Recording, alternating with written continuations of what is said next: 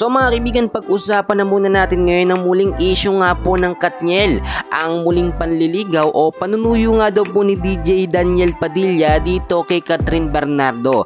Pero bago ho natin yan ipagpatuloy pag-usapan, please huwag niyo muna kakalimutan na mag-like and subscribe sa ating YouTube channel. Maraming salamat po mga kaibigan. Nagsimula na naman na manuyo at kuhanin ni Daniel Padilla ang loob po ni Kathryn Bernardo. Bakit mga kaibigan ay hiwalay na ho sila? Yan ang tanong ng karamihan.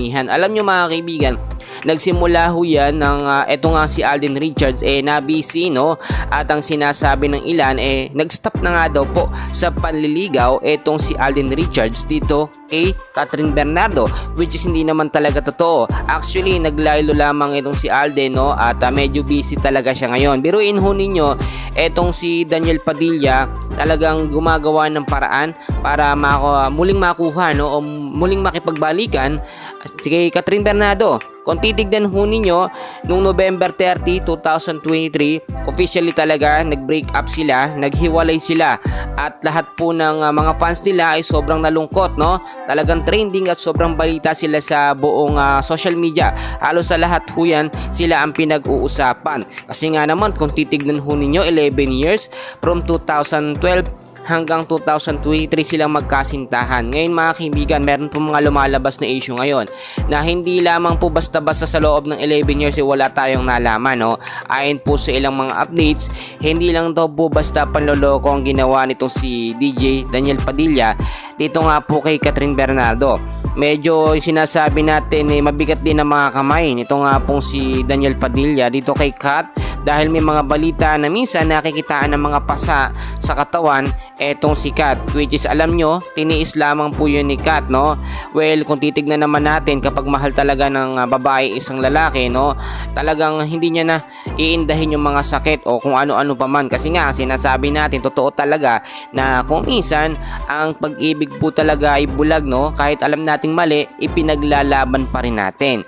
So ngayon mga kaibigan, hindi lamang po basta-basta nagsalita dyan si Kat, talagang naiyak siya nang ipahayag ho niya yung mga ganong klaseng experience niya kay Daniel Padilla. Bukod pa po doon, yung mga babae na naliling kay DJ Daniel Padilla, hanggat sila pa nitong sikat. Ibig kong sabihin, magkasintahan pa sila pero may mga nalilink na hindi naman iniiwasan ni Daniel Padilla. Sinasabi ni DJ, well, ganyan daw talaga sa lahi nila, gwapo, lapitin ng mga babae, pero pwede naman talagang iwasan kung gugustuhin. Ngayon ko, simula ng umeksena at dumating si Alden Richards dito nga po sa buhay ni Kathryn Bernardo, well, nagbago naman talaga ang lahat. Hindi na natin nakikita nagpaparamdam sa mga social media itong si Daniel Padilla dahil nandiyan na si Alden. Parang syempre nire-respeto na lamang niya si Alden Richards, at syempre nalink din sa ibang babae itong si DJ. Pero alam nyo, parang hindi nag-click yung ipinalit sana nitong si DJ dito kay Kat. Nakita natin niya sa balita, pero alam nyo, ngayon buwabalik naman siya dito kay Kathryn Bernardo.